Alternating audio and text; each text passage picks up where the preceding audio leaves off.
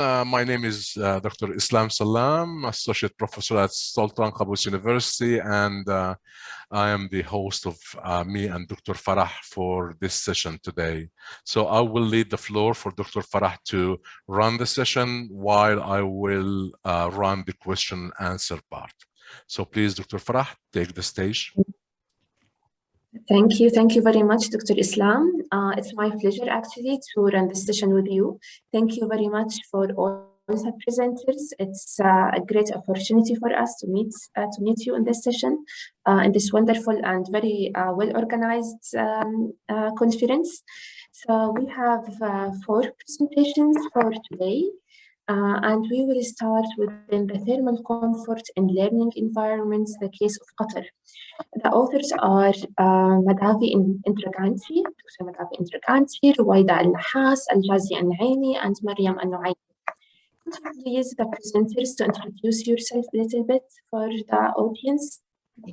Thank you, Dr. Farah. Thank you, Dr. Islam and other presenters. I'm Dr. Madhavi Indraganti. I'm a faculty member in Qatar University. My specialization is thermal comfort in buildings, in apartments and other offices, etc. I'm an architect basically and a building science professional, a professional architect. I've been teaching for the last 20-25 years. I taught in India, Saudi Arabia, architecture colleges in India and Saudi Arabia before joining Qatar University. My thermal comfort research is in offices and schools. Now we're trying to do some schools and residential environments. I'm a JSPS scholar, Japan Society for Promotion of Science Fellow, and also a Fulbright scholar. So on Fulbright, I went to UC Berkeley. And then on JSPS, I worked with Tokyo University. Now I will be presenting my first paper. Sorry, you have to bear with me. I will be presenting 3 papers in a succession. So you have to listen to me. I'm so sorry. It's our pleasure. Thank you. So can I share my screen now? Yes, please. Yeah, 1 second.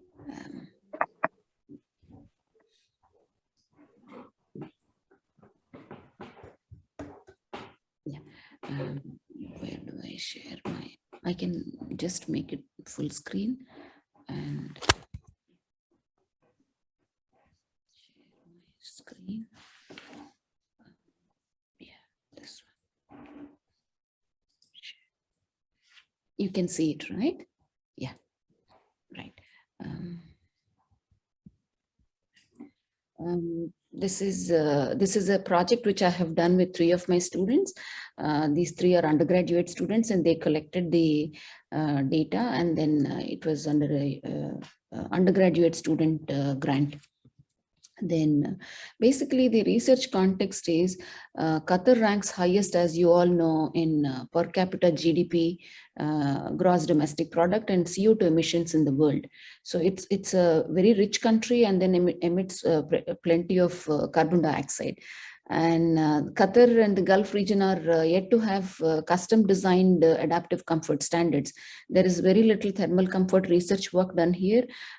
Just recently we have done some office studies, and then there are other researchers who are taking it forward, and then some more data is being collected, but there's very little, and then still they follow the Western standards. So again, they follow the PMV for comfort estimation. And then PMV research has shown that it is actually mispredicting the actual sensation by as much as 60%, irrespective of the building type and mode of environmental control.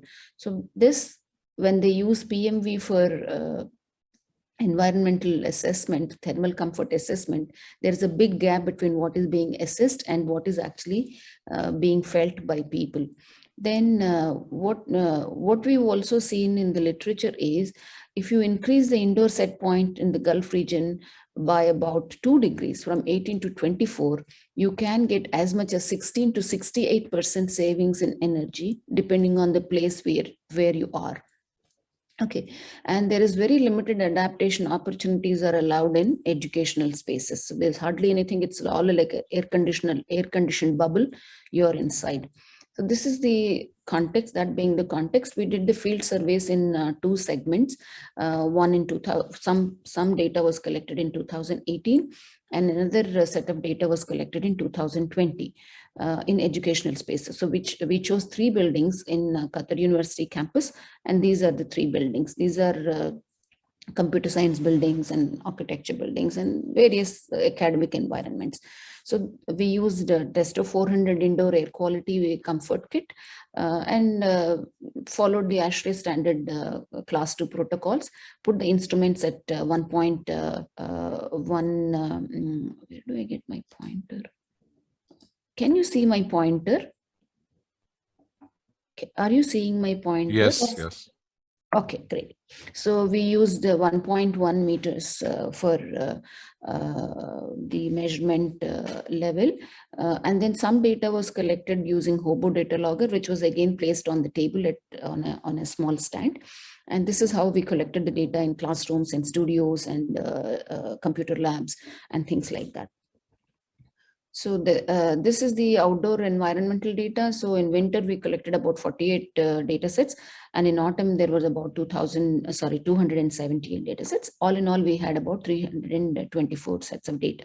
So as you can notice here, one most important point is there is hardly any air velocity inside the rooms. It's more or less still air. And the temperatures are also slightly higher in winter and then slightly cooler in autumn season. So during the survey period, the outdoor daily mean temperature was varying from 19.3 to 34.3 degrees Celsius. Air movement was nearly still indoors. So then these are the subjective thermal responses. Majority of the times people were feeling neutral, but there was also a substantial section of people who were feeling less than neutral sensations, especially on the colder side of discomfort. So this is on one side, and then you can also see a good amount of subjects feeling hot sensations. So another important take home from this research was there's a big discrepancy between the estimated PMV. We also measured clothing insulation and activity, and we could easily estimate the Fanger's predicted mean vote. So when the Fanger's predicted mean vote and then actual sensation were compared, there is a big gap. And then the discrepancy, this is the discrepancy, and then the error bars represent 95% confidence interval. So this discrepancy was higher as you move away from the neutrality. This was one important finding. And then it was mispredicting by as much as three scale points. So this is important because PMV is being used as a metric. So the metric itself is incorrect. Therefore, the environments are either getting overcooled or overheated.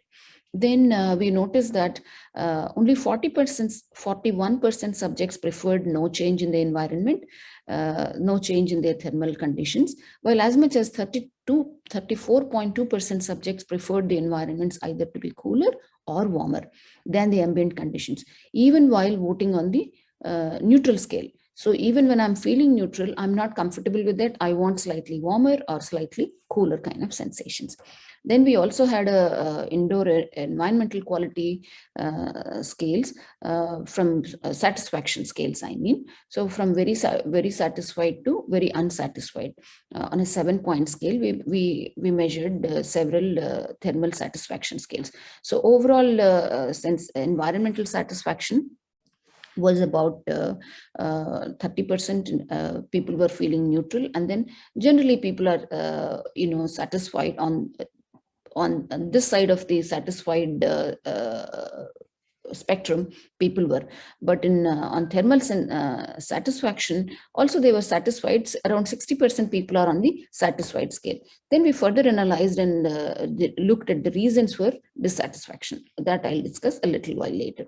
Then we looked at the neutral temperature. So we regressed the indoor operative temperature with the thermal sensation board as well as PMV. So the blue lines, the blue dots and the blue lines show thermal sensation, and then PMV is shown as red, black dots and then black line. As you can see here, the PMV line is more or less a flat line, whereas thermal sensation is much steeper gradient. So we found the neutral temperature to be about 22.9, and excuse me, with which match closely to the preferred temperature, as we found the preferred temperature here. This is a preferred temperature we obtained here. Then moving on to then the gradient of sensation, what was found to be about half a degree perturbation for what I mean, yeah. Then comes the comfort temperature. So we estimated the Griffiths comfort temperature using 0.5 as the Griffiths constant coefficient. Then we found the comfort temperature in winter is about 1.3 K lower than in autumn. So there is an adaptation that's happening. However marginal it may seem to be. And then the difference was statistically significant at 95% confidence interval. So this is the detail. And then the mean comfort temperature on overall data was found to be 22.9 plus or minus 3.1 degrees. So this is the autumn data. This yellow and black dots are autumn data. The green dots are the winter data. One important take home from this picture is majority of the cases, the people are in autumn, people are feeling that the buildings are their comfort temperatures are lower, and then in winter there is some portion of data which is above this, and majority of it is also below. So all in all, what we can understand from this is about 64.2% cases are outside the plus or minus 2% 2 degrees limits set in the CIPSE guide. So CIPSE guide, CIPSE is environmental, I forgot, it's a European cum British guide which specifies the adaptive limit for air conditioned environments. So the CIPSE guide says, it's written, a Chartered Institute of Building Services Engineers. So the CIPSE guide says plus or minus 2 degrees variation is acceptable as the comfort zone for the with the 0.09 as the slope for the gradient in air-conditioned offices, air-conditioned offices and buildings, basically for offices.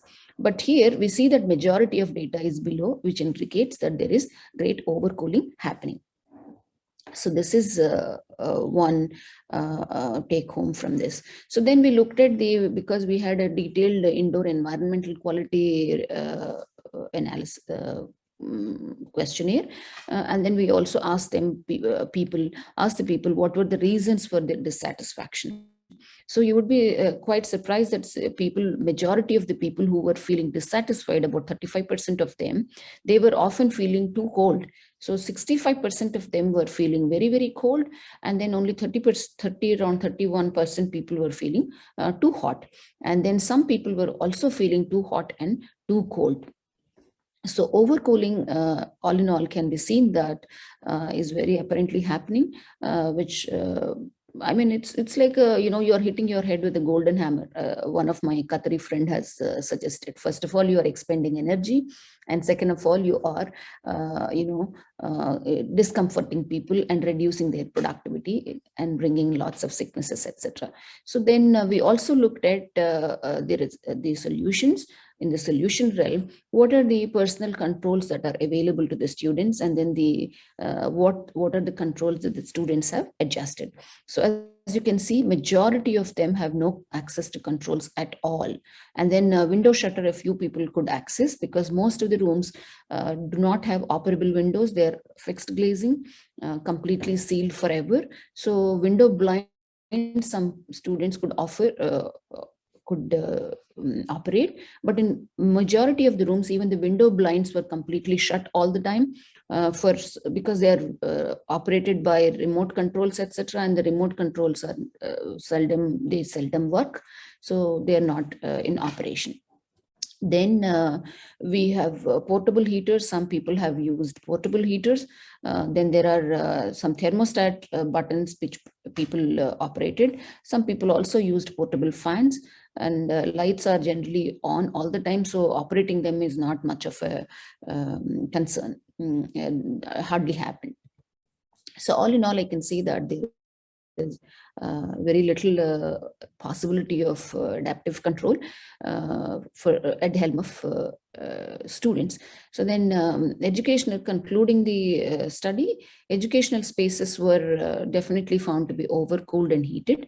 And as a result, proportion voting comfortable was only 53.8%. So thermal acceptability as a result was found to be only 66%. Just now, Professor Nicole was mentioning that, ASHRAE suggests 80% acceptability in any air-conditioned environment, whereas in educational spaces, the acceptability was only 66%. And also importantly, in as much as 86.4% cases, the PMV mispredicted the sensation by half a scale point or more. Half a scale point almost translates to 1.5 degrees in comfort temperature. So this is, to that effect, buildings are getting overcooled at the minimum. And then the maximum could be 3 scale points, which could mean variation by as much as like 6 degrees or something. So mean indoor comfort temperature was found to be 22.9, which is about 3 to 4 degrees lower than classrooms of Japan, Malaysia, and Asia. So this is an important revelation. Our classrooms, although even in those countries, also people are using 24/7 air-conditioned rooms in Malaysia, especially, and some of the schools in Asia. But then compared to those developed countries also, the comfort temperatures are being maintained pretty much low. So there are about 3 to 4 degrees low, which is a cause for concern. And then most of the subjects, 89.9% said they have no access to control in the indoor temperature. They have no access to control the indoor temperature. So this is an important point to be noted for adaptive comfort to be implemented. And then overall, about 30% people felt thermal dissatisfaction, and 65% of them dissatisfied with the environments were often cold, and 31% felt them too hot often. So about 35% people were feeling dissatisfaction. Of that, major dissatisfaction was coming from the overcooling. And then overall, about 43.5% felt they had no access to any indoor environmental controls, such as thermostats, windows, or blinds. So providing adaptive controls is necessary. Number one, to increase the satisfaction level, and also to make the energy savings. I mean, Qatar is blessed with a good amount of energy, alhamdulillah, but then it cannot be, as we all know, it's not an infinite source of resource. It needs to be used wisely and carefully. So therefore, this is a necessary point to be noted. And these all findings call for greater opportunities for personal control, increased air movement, and corresponding elevation in indoor air temperatures in autumn. So this is the study. And if you have any questions, we can have them at the end. Yeah, thank you. Thank you very much for the very interesting presentation. We will keep the questions till the end after all the presentations. And now we will continue within the second presentation also with Dr. Madavi in Draganti. It's thermal comfort in sleep environments, the case of Qatar as well. And the co-authors are Farsana Kuti and Reem Ali, as well as Saida Al-Badr. So could you please go ahead? Yeah, I will just open my 34. You're able to see my screen, my presentation? You're able to see the this? old one. It's the old one. Okay, yes. I will new share. I will make. Yeah. Yes. Yes, you have to stop sharing and share again, please. Okay. Now you are able to see. No, can you see? Yes, it's in sleep environments. Yeah. Okay. Yes. Yeah. One moment. Okay. Thank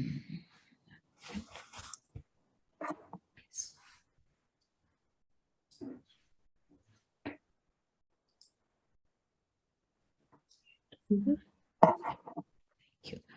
This study is again funded by Qatar National QNRF, Qatar National Research Foundation. This is again done with 3 of my undergraduate students, Farsana Kuti, Reem Ali, and Saida Al-Badr.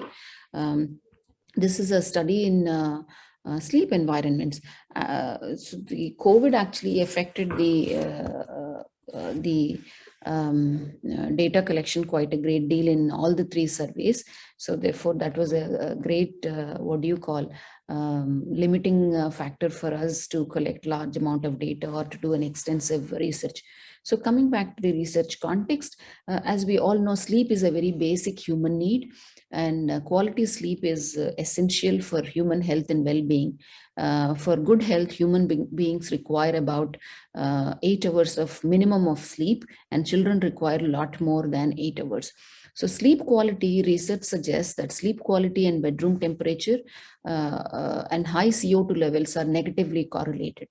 Then in Qatar and in the Gulf region, there are yet to have custom designed, as I mentioned before in my previous presentation, yet to have custom designed adaptive comfort standards. So given that background, generally engineers use PMV and then Fanger's predictive mean mode to assess the indoor thermal sensation, and then accordingly design the environments. Just to give you a quick snapshot about the buildings, residential buildings in Qatar, 99.9% of the buildings are 24/7 by 365 air conditioned. And then sometimes people do switch off the air conditioners, but air conditioning is done round the year, irrespective of it is winter, summer, or autumn. So buildings in Qatar, as previous research has pointed out, are maintained at near zero indoor air speeds. So there is hardly any air movement inside the buildings that's being maintained. And then previous research also suggested that increasing the indoor set point in the Gulf region from 18 degrees to 24 degrees would potentially bring in about 16 to 68% savings in energy. So therefore, this is an important point to be noted. And overcooling in buildings is very, very rampant in Gulf cooperation countries, called the GCC countries. Then we did the field surveys in about 4 residential buildings, and then these were held between December 28th to March 29th in sleep environments in 6 buildings in Qatar.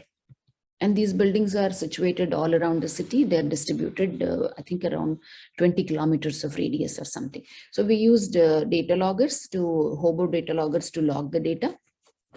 We used, this is MX1102, which is, MX1102A, which measures the temperature, humidity, and carbon dioxide, CO2 level. This is Cibata globe with a thermal probe at its center, copper globe. And this is anemometer, hot wire anemometer, which is connected to a data logger here. So this is the setup which we installed in all the bedrooms at around 1.1 meter height. So these are some of the setup that we have installed. These are some of the room environments. So there are 8 occupants who responded to an online survey. Thermal data were collected at 10-minute interval. And then 8 occupants responded to an online survey. It's a Google survey, which we gave it to them. The respondents responded to the survey before going to bed. And then as soon as they woke up from the bed, within about 10 to 15 minutes of getting up from the bed.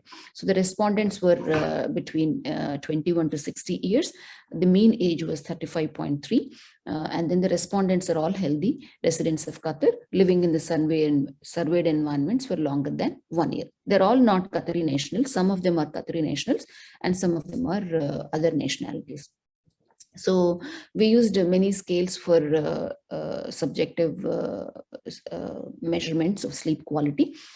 First is, as you know, thermal comfort scale, thermal sensation, as you all know, it's measured on a 7-point -3 to +3 scale, and thermal preference, which is measured on a 5-point Nichols scale from +2 to -2. And overall comfort is measured on a 6-point scale from +1 to +6. And depth of sleep is measured on a 6-point scale from 1 to 6 again. This is again sensitivity to warmth, which is measured from on a 5-point scale -2 to +2. Then overall sleep quality is measured as a yes or no vote. I mean, we wanted to have a 50% this side and 50% that side, no midpoint. So it's equal scale on both the sides. So very good to very bad. And then preference for cooling or heating, like or dislike, or neither like nor dislike. So that's a 3-point scale. Then overall thermal acceptability was measured as a binary. It's 10:30. As a binary scale.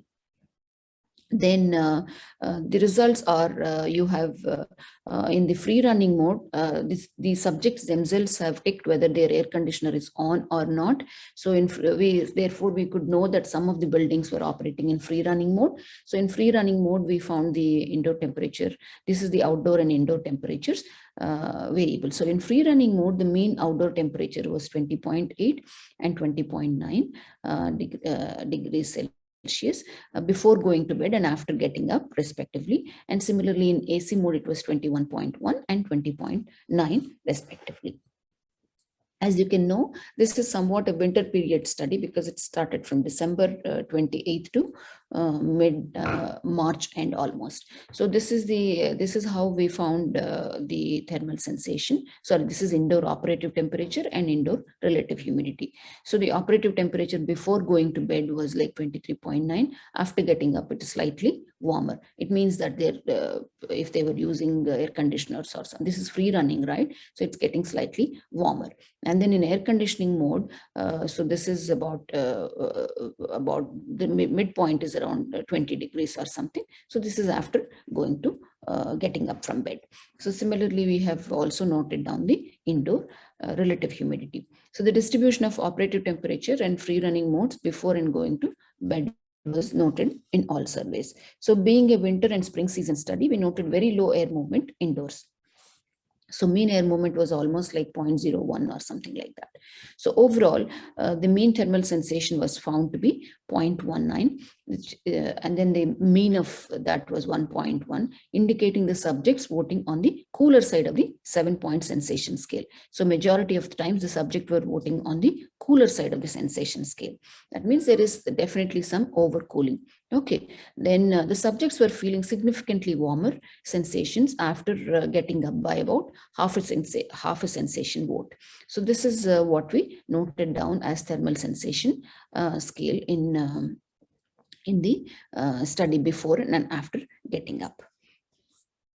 This figure shows the distribution of thermal sensation, then thermal preference, and then overall comfort votes.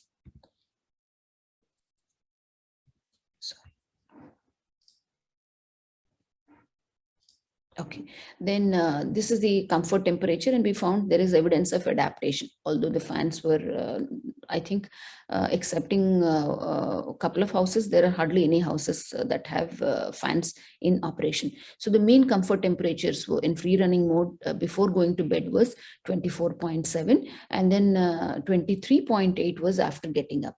In AC mode, it was before going to bed, it was 20.8, and then after getting up was 19.3.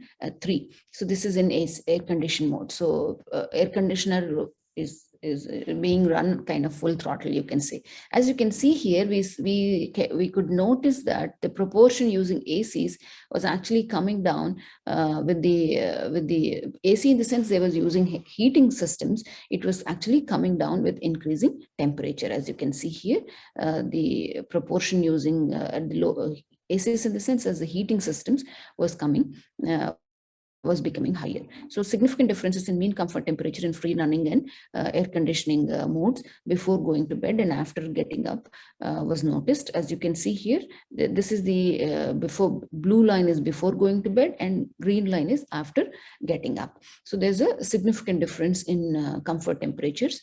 In free running mode, people are enjoying warmer temperatures, and in air conditioned mode, when you switch on the AC, people are naturally going for much lower temperatures. The same people were happily adjusting to warmer temperatures. So the air conditioning, in the sense, the heating systems were used less and less as the temperature increased.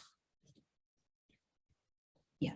Then we also noted in free running mode, most of the data, 60% was lying within the plus or minus 2 degrees temperature band of the adaptive relationship. So this is the free running mode graph of the sense standard, and then this is the two air conditioning adaptive line from the CIPSI guide. So therefore, majority of the data was falling within the 2 degree plus or minus 2 degree range of the sense standard in free running mode. But in AC mode, we noticed only 18% data was within the respective comfort band.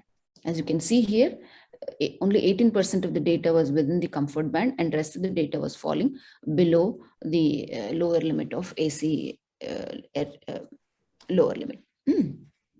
That means spaces were getting, cooled even in. Dr. Madhavi, could you please try to finish in 2 minutes? Sure, definitely. Yeah, I'm almost through. Yes. So therefore, a significantly higher proportion of people like the air conditioning systems, and then 60% of the AC systems were in use. So this clearly indicated higher proclivity for using ACs at the bedtime. So residents in Qatar generally ranked high in PSQI score, indicating good sleep. Good quality of sleep. So this is called Pittsburgh Sleep Quality Square, which asks questions, various 9 or 10 parameters are there. So on that sleep quality score, people in Qatar were ranking pretty high. So this is the preference for heating or cooling, and then this is the preference for heating or cooling between free running mode and then air conditioned mode. So there is a significant difference between free running mode behavior and air conditioning mode behavior. Then this is sleep quality and depth of sleep and sensitivity to warmth. So subjects who accepted the thermal environments had significantly higher self-reported overall sleep quality in both the modes. So if they were accepting the thermal environment, they had overall better sleep quality. Then subjects in AC mode had deeper sleep than in free running mode. As you can see here, depth of sleep they had deeper sleep in free running than they had in free running mode. Then to conclude, subjects expressed cooler sensations and preferred warmer indoors in both free running and air conditioned modes. And Griffith's temperature, as I said, was 24.3 and 20.2 in both free running and AC modes. In both the modes, the comfort temperature before going to bed was slightly higher. Subjects used AC adaptively in heating mode, and in winter, they kind of, as the temperatures increased, the heating system was switched off. So therefore, as a result, in AC mode, 82.7% data fell below the lower limit of the CIPSI guide. So people were tolerating the lower temperatures in the buildings, in bedrooms. So occupants enjoyed quality sleep in Qatar, a very nice thing to know. And then overall self-declared sleep quality was significantly improved with thermal acceptability. So people who were finding the environments comfortable, they had higher sleep quality. So people who were disturbed with the room temperature, etc., they were reporting poor sleep quality. And then the depth of sleep was higher in AC mode. Mean was 3.86. On the other hand, mean global Pittsburgh sleep quality index score was high in general, indicating good quality of sleep, and significantly so in free running mode. So in free running, people were reporting overall Pittsburgh PSQI square was higher. And then the study suggests that overcooling in spring can be avoided by increasing the air movement without compromising sleep quality. That's it. Thank you. Thank you very much. It's interesting, actually. And now we will follow up with you also, Dr. Madhavi, within the third presentation, the thermal comfort and adaptation in residential buildings in Qatar. And the co-authors, they are Lolwa Al-Nuaimi, Noura Al-Nasr, and Mariam Abdel Mualla. Thank you. Go ahead. Do you need a rest?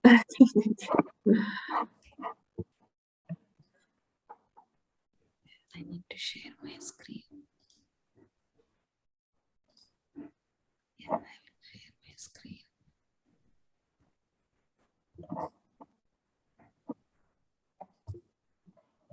Yeah, you are able to see my screen, right? Yes. All right.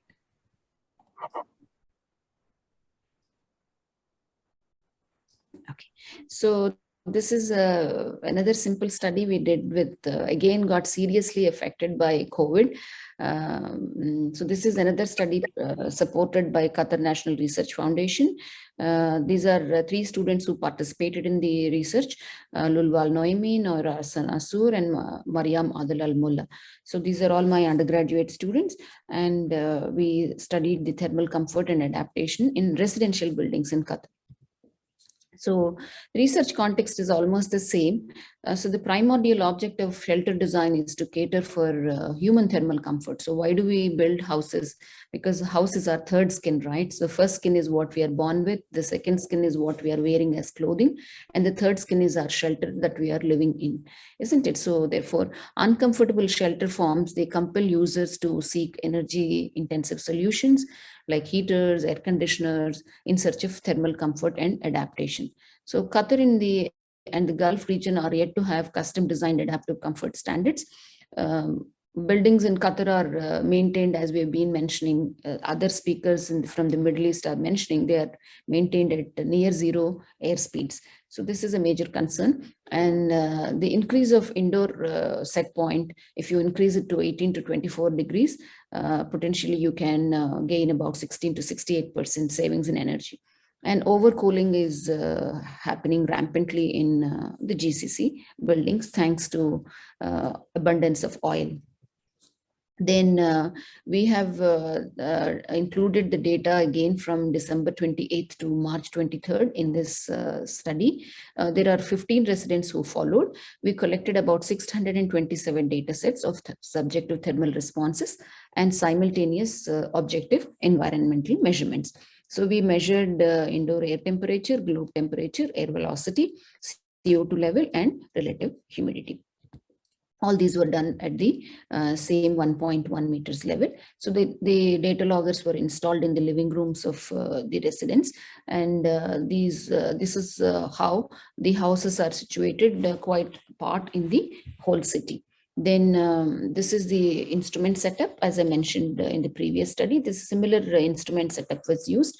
So MX1102 for CO2 thermal temperature and humidity, and UX120 measured logged the globe temperature and anemometer air velocity. So people are, the subjects are about 21 to 60 years. The mean age was between 35.3, and the subjects lived in Qatar for longer than 1 year. Then we use different scales of thermal sensation, as you all know, on a 6-7 point scale, Ashray sensation scale, and Nichols thermal preference scale, overall comfort scale, which is again on a 6.1 to 6, air movement preference we used, whether subjects wanted more air movement or less air movement, and then thermal acceptability was measured as acceptable and unacceptable, and then air movement acceptability, I beg your pardon. Then thermal acceptability was measured as binary scale. Then in free running mode, the outdoor temperatures were outside were considered cooler, as they are like 10 to 12 degrees below the average skin temperature of 32 degrees. So this is the outdoor conditions. So in free running mode, we saw 20.7 because it's a winter study, like I mentioned. And then in overall it was 20.9 degrees. So this is the indoor operative temperature, 23.9 in free running mode, and then in air conditioned mode it was 22.1 degrees Celsius. So overall females had significantly higher clothing insulation. We noted that females were clothed more. Mean was about 0.65, even though their home environments, females were dressed slightly more than men. And then similarly, subjects in non-Western ensembles. Non-Western ensembles are like sari, then salwar kameez, the garments that Middle Eastern women wear, the jilbab, and those kind of ensembles, the Asian ensembles. They had like mean was 0.72 kilo, which was significantly higher insulation than Western ensembles, which is mean was about 0.56. Then the indoor thermal conditions were slightly around, this is the mean was about 23.8, and then it was going up to 18 degrees to 30 degrees also.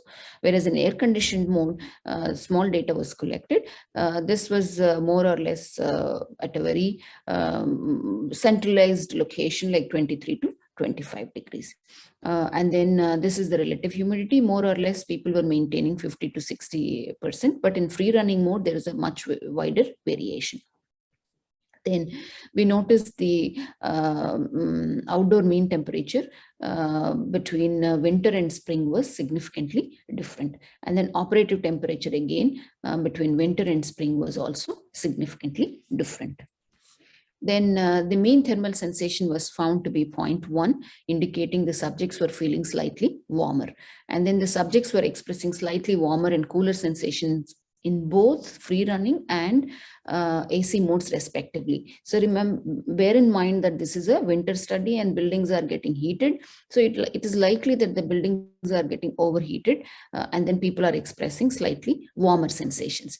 So the preference was for still warmer environments. So people, because it's a winter study, there's a natural proclivity for people to choose prefer warmer sensation, but buildings are generally slightly, people are expressing warmer sensations. So these are the some of the bar graphs of thermal preference, thermal sensation, and overall comfort. As you can see here, the overall comfort of 4, 5, 6 indicates very high level of comfort. So very comfortable, moderately comfortable, and comfortable. So basically people are comfortable in free running mode. Then thermal acceptance, acceptability and discrepancy with the PMV. So we also investigated how PMV was matching up with the actual sensation. So we noted that this was also reflected in high 92% thermal acceptability overall, and then 93 to 82% in free running and AC modes respectively. So people were accepting the environment by 2% overall, and then in free running mode they were happy with 93%, and then in AC mode it was 82% as acceptability.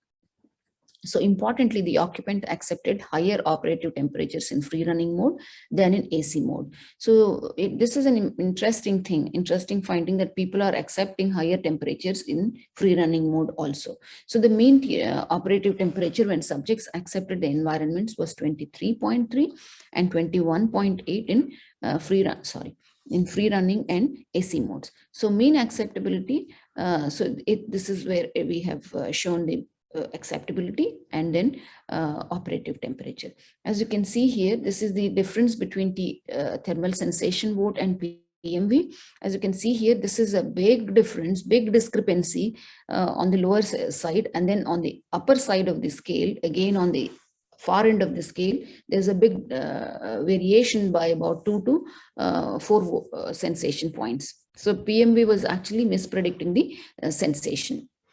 Then in free running mode, about 47.8% data and 60.2% comfort responses were below the lower limit of the SEN standard. As you can see, this is the free running SEN graph and adaptive model, and then this is the SIPSE air conditioning mode adaptive model.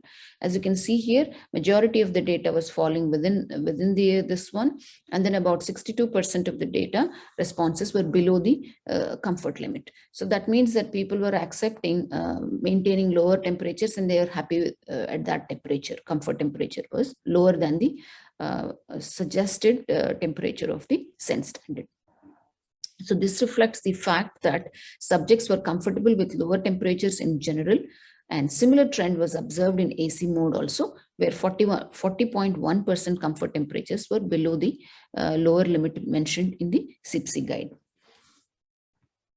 So then we also found mean comfort operative temperature to be 23.5 degrees overall and 23.5 degrees plus and 23.1 degrees in free running and AC modes. Okay, as shown in this figure. Then further we noted comfort temperature varying significantly with mode in both the seasons. So we noted that comfort temperature was quite different in free running and then in AC modes. and then it varied with season also. So conversely, there were no seasonal differences in comfort temperature in free running mode. So here in free running mode, there was no differences. Then we also noted that mean proportion of using windows. We had some houses where operable windows were found. And then it can be noted from this relationship that AC usage was 47% and window usage was 86% at 17 degrees Celsius. So we found this is the proportion using the heating systems, which was coming down as the temperature increased. And then this is the proportion opening the windows, which is again reducing as the temperature increased. So people were closing the windows and switching on the heating systems as the temperature as the indoor temperature increased. So this is how we got them. And then finally, to conclude, subjects expressed high level of thermal comfort throughout the survey period. The mean thermal sensation hovered around the neutral on the 7-point scale. In 71.3 cases, PMV significantly mispredicted the thermal sensation by half a scale point or more. And the mean comfort temperature was like 23.5 and 23.1 in free running in AC modes, roughly hovering around 23%. And then 50% of comfort data was below the lower limits of the European adaptive comfort standards. And subjects operated the windows and ACs, the heating systems, adaptively to achieve thermal comfort in salubrious weather conditions. Salubrious means when the weather was good and comfortable, they kind of opened the windows. And when it was getting either windy or chilly, then they would they would close that and then switch on the heating systems. So logistics regression models predicted about 47% AC usage and 86% window usage at 17 degrees Celsius. So availability and the use of fans was very limited. It's important to provide opportunities for higher air movement in homes to allow subjects to take advantage of the air movement to achieve thermal comfort after the spring season, in spring and seasons beyond. So now winter, it's okay, but in spring season and summer, if you provide fans, then people would be pretty comfortable. But none of the houses, very few houses, I would rather say, have ceiling fans fitted in them. So humidity ratio also significantly influenced the window usage in free running mode. Window operation was restrained by many constraints such as flies, dust, and noise. So many people said the reasons for not using the windows were dust, noise, and flies, and there's constant construction noise. So these were some of the limiting factors that restrained the window usage. So this is the end of my presentation. Thank you for listening. And thank you very much, Dr. Madavi, for the 3 very interesting and impressive presentations. And now we will follow up within the 4th presentation and the last one. It's light, air, and no sun, negotiation, illuminance, ventilation, and insulation through architectural form to achieve energy efficiency and comfort in residential buildings. In very hot climates, 2 case studies, and authors are Nicholas Knebel and Harindran Paramahamsa. I'm really so sorry if I pronounce it wrong with the names. Could you please introduce yourself shortly for the other audience? Okay. Yes. Good. Thank you very much. Very happy to share our work with you today on this panel. My name is Nikolaus Knebel, and I did this work during my time as a professor at the German university and the leader of the Eco House project here in the country. And this is done together with my colleague, Harindran Paramahamsa, who was in Muscat for a while, is now back in Berlin. I would like to connect this work to my last presentation at CATE conference in 2019 in Dubai, when I tried to summarize patterns for passive cooling in the search of what makes a modern vernacular architecture for the region here. And the projects that I will show are two projects from practice here in Oman, and kind of a scientific proof of concept for these. So the title is Light, Air, and No Sun, and it's all about the no that is in brackets.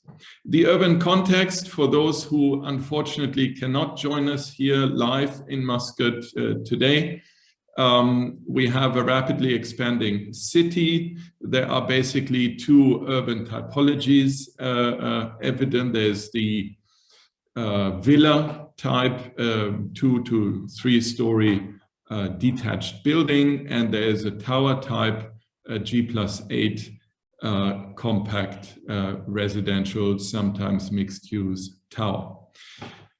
The relevance of this study is that I observe in conferences, publications, practice, discourses that in the search for energy efficiency and comfort, we have a tendency that architectural design is pushed to the side, and we have a dominance of other disciplines, mechanical engineering, and programming, simulations, and so on. This is all fine, there's nothing wrong with it, but I think architectural design needs to come back into the focus because it's maybe the simplest approach to the problems that we discuss here. So the following two projects are examples for how I think we can bring architectural design to the forefront again and show how we can have a comfortable and energy efficient residential building in this climate here. Both case studies that I will show are from real clients who asked for a design, unfortunately didn't build it in the end, but this could be an exemplary exercise for any other practitioner here in the region. So the first case is a tower that is located in a row of similar buildings, as you can see on the figure ground plan. And the design, as you can see on the left side, is a building that is completely closed in the front facade, because as you can see on the red square here, the east and west facades are the only open ones. The north and south facade are blocked by other buildings. So the orientation is everything but optimal. The response then is to keep the east and west facades closed, but to cut out a void in the center and try to modulate the light and the insulation accordingly. So the second design is a villa nearby, and instead of having the typical compact cube, this is a flat one-story building, but it is lifted off the ground, so it's kind of flying over the garden and shading it. It looks like this in a rough simulation. You see there's no direct window to the outside. There are top lights, and even these openings are very small. However, on the inside, just as the wind tower that I showed, this building, I call it umbrella house, is very complex on the inside, but simple on the outside. The methods to kind of run through this proof of concept is that we have a digital model. We simulate the parameters of accumulated insulation, solar access, and illuminance. And then natural ventilation is not simulated, but we can try to read it from the floor plans. Let's look at the wind tower as case one. You see here the 4 quadrants of the facade simulated through 3 days of the year, 21st of June, 21st September, 21st of December. I'm not going into the details, but at first sight, you can see that the closed facade is always in bright yellow, meaning in the simulation, it receives a lot of insulation, and the glazed facades, which are kind of cut into that volume, are in purple, and you see the big difference in insulation, and therefore a consequential design that keeps glazed facades fully or almost fully out of direct insulation. So if we follow passive design principles consequently, the designs look different, the architectural forms that come out look different. Solar access, in our case, in this climate, is used to demonstrate the most minimal solar access. So we do not want any direct sunlight on the glass, and therefore we do not want any direct sunlight in the room. And this might be counterintuitive to people from moderate climates, but here in a hot, very sunny, very bright climate, you do not want this solar access. So the sign of success is that we only have, as you can see here on the floor plan, about an hour or so in the spaces.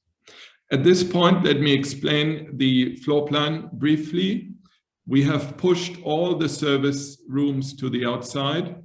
The circulation is in the center, and then the 4 apartments, duplex apartments, are here in the corners, and they have a single, double, or triple height terrace. So there's wind going through here, but there's a kind of a sunshade on the large open screens. When we look at the consequence that this form that wants to avoid solar insulation on the glazed facades, what the result is when we look at the illuminance, again, our intuitive approach is not intuitive, but our kind of canonized approach is that we want to have a minimum level of illuminance, so 300 lux plus.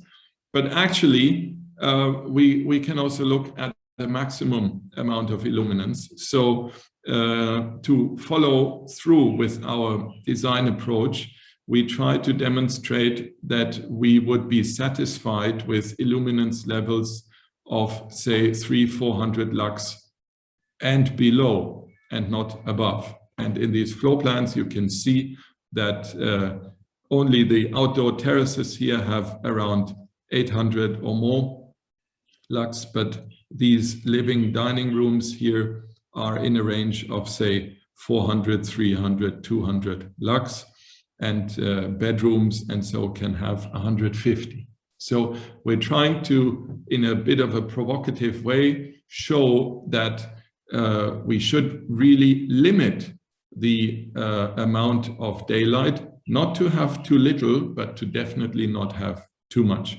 Now we can go through different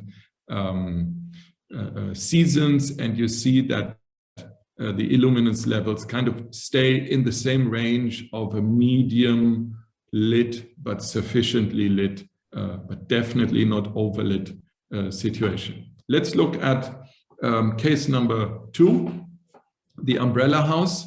Insulation again shows that we have a bright insulation on the outer facade, but it's fully closed. These are the yellow areas, and the glazed parts are in purple, meaning they receive only very little insulation.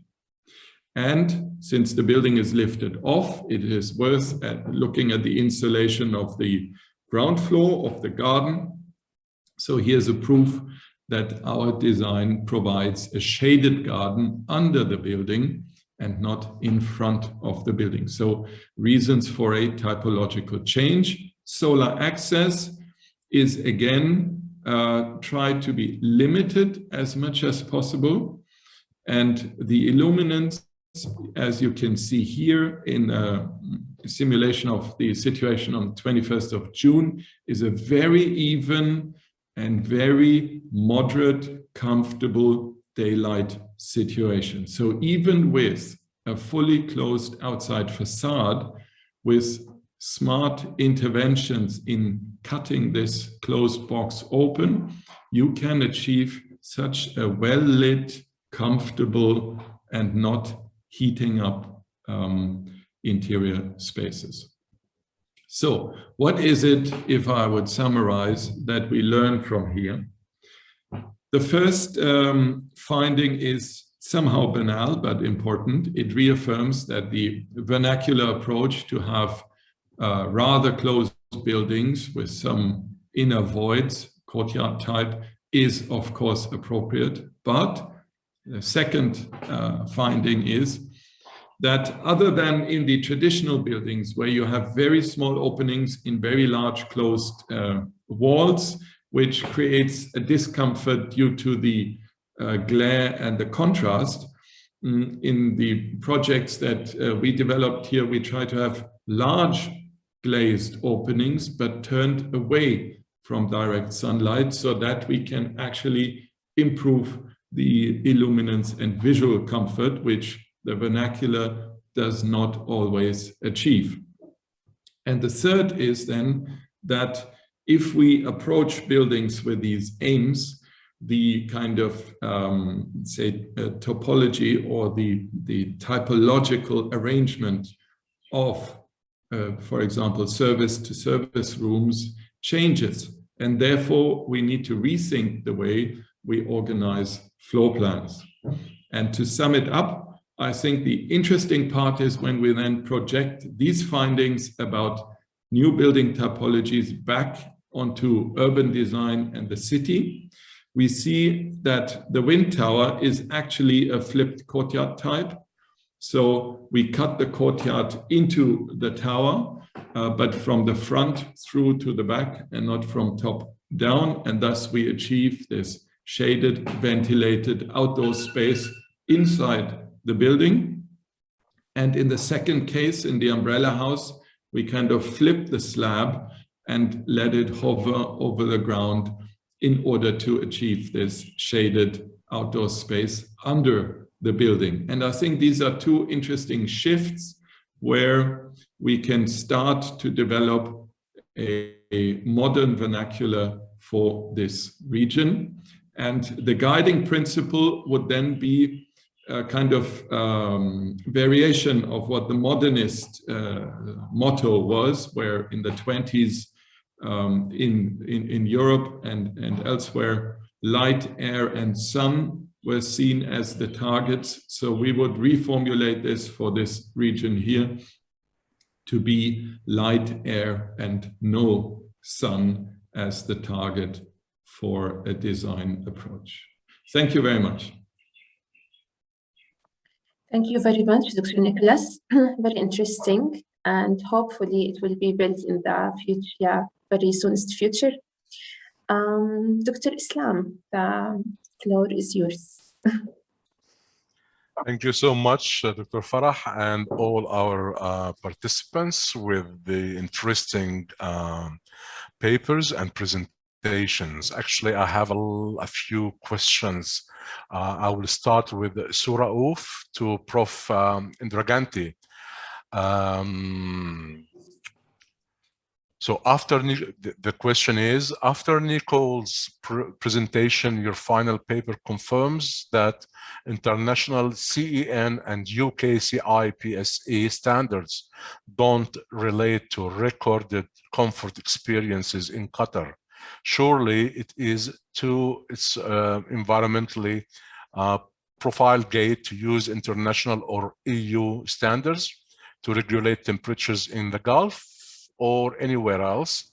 Do you not think that each individual country should have its own thermal comfort standards to reduce global emissions from buildings? This is the first question. Can I answer that? Thank you very much, Sue, for attending the presentation, and thanks to Kate for giving me this opportunity to present my work here. It's absolutely, you nailed the point.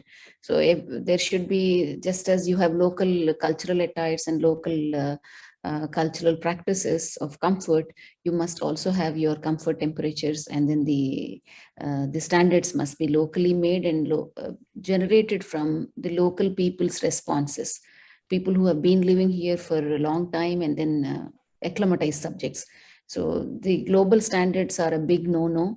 research again, time and time again, is reconfirming. Yes. Okay, second question, thank you for the answer. And the second question from Dr. Farah, I'm wondering about the comfort temperature of 22.9 degrees centigrade, as it is very low, especially when compared to with outdoor temperature. Yes.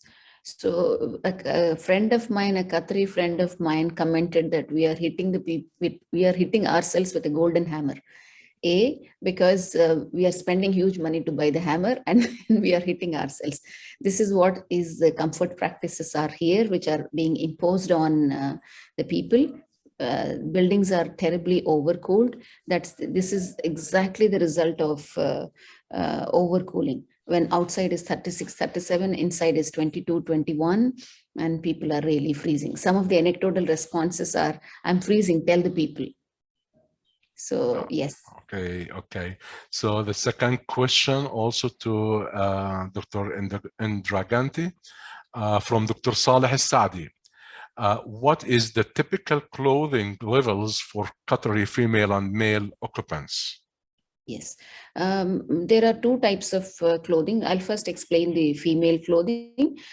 This study was done by majority, all females were there. So female undergraduate students have limited access to men's campuses. As you all know, government institutions in Qatar are gender separated. Women can access, but the access was pretty limited, and then they had their own inhibitions to visit. So we collected majority of data from women participants. So the clothing, the Middle Eastern women, Qatari women, as well as majority of Middle Eastern women would be wearing an abaya, a free-fitting gown-like thing, and then the headgear to cover the hair. And there are a few females who would be wearing jeans and tights, etc. When it comes to men, because it's an office-like environment, professors would be wearing suits most of the time. And then or pants and shirts, trousers and shirts and shoes, and this is the attire that people would wear. Under an abaya, female students in winter would be wearing tights and maybe layers of tights, and then full sleeve shirts. Usually under an abaya, people do wear modest clothing. So there would be either a jilbab or a long, jilbab is a long gown, dress-like thing, long dress, full sleeve dress, and of course hijab. So this is the general clothing, and layered. Some people also wear anta, and that's all, the face veils. Thank you. Next question from Dr. Shaham. Thank you very much for the 3 presentations. I guess you missed a smiling face here. How did you validate the subjective responses? Meaning that how do you know that people answer your thermal comfort questionnaire accurately? Yes, so the majority of the people were the researchers, and then their nearest kin, their brothers, sisters, and husbands, and things like that. So therefore, we have trained the participants at the beginning, and then so therefore, like in any other survey, we brief the participants and ask them to explain them the scale and ask them to respond to the scale. So over a period of time, they get used to it, and there is kind of a routine that sets in. So people, we assume that people answer in a sense, yeah. But you haven't validated the answers. Validating means we did not do any other validation. I mean, we asked the people to respond by the online questionnaire, Google surveys, and they answered, and we took them as they are. Yes. Okay, thank you very much. We did not run another paper questionnaire on them. No. Okay, thank you very much for that, Dr. Indraganti. The second question from Professor Suraouf to Nicholas. Can you map any of your design drivers for your 2 modern buildings back to traditional design principles in Oman? Have you done mapping exercise? Yeah, thank you for the question, Sue. No, we have not done a systematic link to the traditional building forms. We are, of course, very aware of them and we can value them, but we have not kind of done this explicitly. So it's more implicit. And what I would like to emphasize is what I mentioned in the second finding, which is that the traditional building forms are a starting point, but they are by far not the ideal solution yet. And we have other options today to respond to the new and more modern requirements that we have. So I think given these, say, parameters or these approaches, we necessarily will overcome or deviate also from the traditional forms. So they are a starting point, but I think we have to move beyond them because we have other questions on the table as designers today. Okay, thank you, Dr. Nicholas. Another question from Professor Suraouf. Nicholas, your umbrella house, were you not concerned about having such a high surface ratio to indoor space exposed to external temperatures of 50 degrees outdoor temperature? Yep. This is a good question that I always like to discuss, because in the beginning of my work on these topics here, when we built the Eco House on our campus, we very much followed the idea of a compact volume for exactly the reasons that you mentioned in your question, which is a surface to volume ratio that is kind of optimal. But if we try to incorporate outdoor spaces into the volumes that we build, because these spaces are a buffer zone of a shaded ventilated space within the volume that we build, then we necessarily enlarge the surface over the volume. And I believe that following the direction of compact volumes leads to buildings that might have less surface, but they're much more difficult to two things. One, ventilate naturally because they become deeper and deeper. And two, to provide indirect daylight, which I think is the kind of call for here. So I would like to challenge the notion that a compact volume is, say, the best answer in this climate. From an insulation point of view, yes, but from other point of view, no. And if we look at the large roof surface that this umbrella house, for example, has, we can also see this as a great potential for yielding solar power.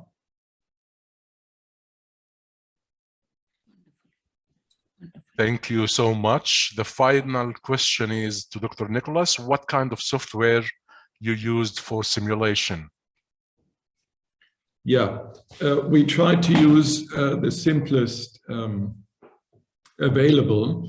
That was Revit and some plugins to that. It's a while ago. I don't know the exact detail anymore, but our strategy was the following. We tried to find a way out of being too dependent on very sophisticated simulation measures and iterations. And we're trying to find a way that very simple decisions in the design process, like where is a wall and where is an opening, can be done and found to a good result without going into difficult loops. So we used what's on the table with most architects, which is Revit and some plugins to it. Fair enough. Thank you so much for that. And by this question, I guess our session has been approaching the end. just in time. Thank you very much for your attendance, for your insightful questions and answers. And I hope that we can see you next time, inshallah. Dr. Farah, please. Thank you very much, Dr. Islam. Thank you very much for the presenters, for the audience. It was a great pleasure. And hopefully you will meet, once upon the time, face to face. Thank you, Dr. Farah. Thank you, Dr. Thank you Islam. very much. Thank you, Dr. Thank Nicholas, you. and all the other presenters. And thank you. Bye-bye. Bye-bye.